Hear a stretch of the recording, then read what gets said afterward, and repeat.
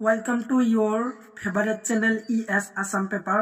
আজি তোমালোকৰ আগত ডিসকাস কৰিবলৈ লৈছো সেকেন্ড সেমৰ compulsory BA BSc and BCom BSc value added course পৰিবেশ মূল্যায়ন আৰু শিক্ষা চ্যাপ্টাৰ 2 ৰ অতি সূক্ষ্ম প্ৰশ্নোত্তৰ আলোচনা কৰিম। তো তোমালোকৰ আগত মোৰ এটা অনুৰোধ হল যে মোৰ চেনেলটো সাবস্ক্ৰাইব কৰি থবা আৰু ভিডিওটো এটা লাইক কৰি দিবা। তো আহা আজিৰ মূল ভিডিওটো আৰম্ভ কৰো। চ্যাপ্টাৰ 2 যে পাৰিবেশিক প্ৰভাৱ মূল্যায়ন। তো ইয়াৰ কিছুমান তোমালোকৰ ইম্পৰ্টেন্ট কোৱেশ্চন আনসাৰ দেখুৱাম। তো তোমালোকে সম্পূৰ্ণ ভিডিওটো ভালদৰে চাই লোৱা। তো তোমালোকে ফাৰ্স্ট কোৱেশ্চনটো চাবা যে কোৱেশ্চন নম্বৰ 1 প্ৰভাৱ মূল্যায়নৰ বিভিন্ন দিশসমূহ কি কি। তো এৰ আনসাৰটো হল যে প্ৰভাব মূল্যায়নেৰ বহুত দিশ আছে, সামাজিক, সাংস্কৃতিক, পাৰিবেশিক, স্বাস্থ্য, অৰ্থনৈতিক, সঞ্চিত আৰু কৌশলগত মূল্যায়ন আদি। প্ৰভাৱ মূল্যায়নৰ বাবে কাৰিকৰী বিশেষ অভিজ্ঞতা আৰু দক্ষতাৰ প্ৰয়োজন। আৰু কোৱেশ্চন নম্বৰ 2 হল যে পাৰিবেশিক প্ৰভাৱ মূল্যায়নৰ তোমালোকৰ চমুকৈ EIA বুলি কোৱা হয় যে পৰিৱৰ্তনৰ গুৰুত্ব কি। তো এই কোৱেশ্চনটো চাবা, এই কোৱেশ্চনটো তোমালোকৰ ফাইনাল এক্সামৰ কাৰণে ইম্পৰ্টেন্ট হয়। আৰু আছে তোমালোকৰ কোৱেশ্চন নম্বৰ 3 যে পৰিবেশ প্ৰভাৱ বিবৃতি চমুকৈ EIS বুলিলে কি বুজা। এই তিনিটা অত্যন্ত গুৰুত্বপূৰ্ণ এই কোৱেশ্চন তিনিটা তোমালোকৰ 1 মাৰ্কৰ হয়। তো কোৱেশ্চন বিলাক চাই লবা। আৰু আছে তোমালোকৰ নেক্সট কোৱেশ্চনটো তোমালোকে চাই লোৱা। তোমালোকৰ পিছৰ কোৱেশ্চনটো হল যে 5 কোৱেশ্চন নম্বৰ 5 পাৰিবেশিক প্ৰভাৱ মূল্যায়ন কি কি উপাদানত ভাগ কৰিব পাৰি। তো এৰ আনসাৰটো হল যে EIA দুটা উপাদানত ভাগ কৰিব পাৰি। এটা হল তোমালোকৰ অনুসৰণ পদ্ধতি আৰু আনটা হল যে ব্যৱহাৰ পদ্ধতি।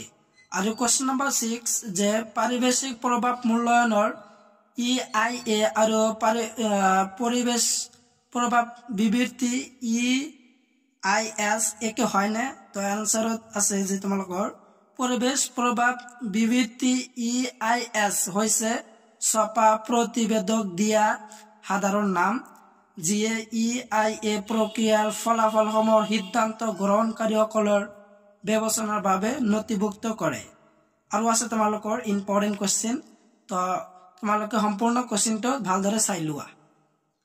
আৰু আছে তোমালোকৰ কোৱেশ্চন নম্বৰ 8 যে পৰিবেশ ব্যৱস্থাপনা পৰিকল্পনা বুলিলে কি বুজা। তো এৰ লগতে এনসাৰও দিয়া আছে। তো এনসাৰটো তোমালোকে ভালদৰে স্ক্ৰিনত দিয়াই আছো, দেখাই দিয়া আছো। তো তোমালোকে এনসাৰখিনি তোমালোকে চাই লবা। আৰু কোৱেশ্চন নম্বৰ 9 টো চাবা যে পৰিবেশ ব্যৱস্থাপনা পৰিকল্পনা EMP কি, এটো চাবা। আৰু তাৰ পিছত আছে যে তোমালোকৰ কোৱেশ্চন নম্বৰ 10 কৌশলগত পৰিবেশ মূল্যায়ন SEA চমুকৈ বুলি কোৱা হয়, এটো কি। আৰু কোৱেশ্চন নম্বৰ 11 যে কৌশলগত পৰিবেশ মূল্যায়নৰ SEA এৰ উদ্দেশ্য কি।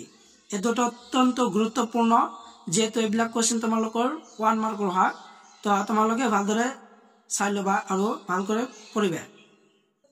তো নেক্সট কোৱেশ্চনটো হল যে তোমালোকৰ 14 পৰিবেশ প্ৰভাৱ মূল্যায়ন EIA অধিসূচনা 2006 এৰ উদ্দেশ্যসমূহ কি কি। তো এনসাৰটো হল যে পৰিবেশ প্ৰভাৱ মূল্যায়ন EIA অধিসূচনা 1994 চনৰ প্ৰতিবন্ধকতাসমূহৰ আঁতৰাবলৈ EIA অধিসূচনা 2006 চনত দিয়াৰ উদ্দেশ্য প্ৰকাশ হৈছিল।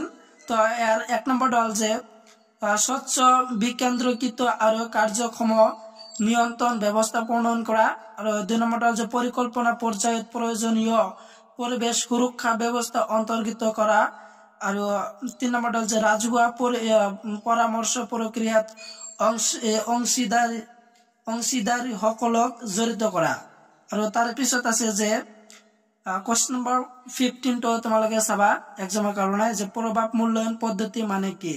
তাৰ আনসাৰটো হল যে নীতি প্ৰভাৱ মূল্যায়ন বা কেৱল প্ৰভাৱ মূল্যায়ন হৈছে আনুষ্ঠানিক প্ৰমাণ ভিত্তিক পদ্ধতি, যিয়ে ৰাজহুৱা নীতি প্ৰস্তাৱৰ সম্ভাৱ্য অৰ্থনৈতিক, সামাজিক আৰু পৰিবেশগত প্ৰভাৱ মূল্যায়ন কৰে।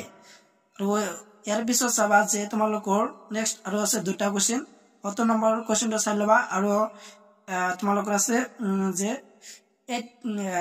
18 যে বন্যপ্ৰাণী সপ্তাহ প্ৰতি বছৰে কেতিয়া পালন কৰা হয় তো ইয়াৰ আনসাৰটো হ'ল যে 1 অক্টোবৰৰ পৰা 18 অক্টোবৰলৈ বন্যপ্ৰাণী সপ্তাহ প্ৰতি বছৰে পালন কৰা হয় তো এই আছে তোমালোকৰ কোৱেশ্চন যিবিলাক মই কোৱেশ্চন বিলাক দিলো অতি ইম্পৰ্টেন্ট হয় তো অতি গুৰুত্ব সহকাৰে তোমালোকে পঢ়ি লবা তো আজিৰ ভিডিঅ' এইখিনি আছিল সম্পূৰ্ণ ভিডিঅ' চাই থকাৰ বাবে তোমালোক সকলোকে ধন্যবাদ।